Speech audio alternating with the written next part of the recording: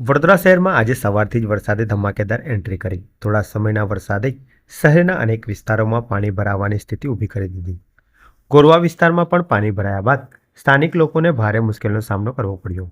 રસ્તા ઉપર પાણી ભરાઈ જતા વાહન ચાલકોને હાલાકી થઈ અને નાગરિકોની દૈનિક અવરજવર પર પણ અસર જોવા મળી. માત્ર થોડા જ વરસાદમાં જ વડોદરા મહાનગરપાલિકાની પોલ ખુલ્લી થઈ ગઈ છે. શહેરના નાગરિકો સવાલ ઉઠાવી રહ્યા છે કે વડોદરા મહાનગરપાલિકાના દાવા સામે નાગરિકોની સમસ્યાઓ સપાટી પર આવી રહી છે.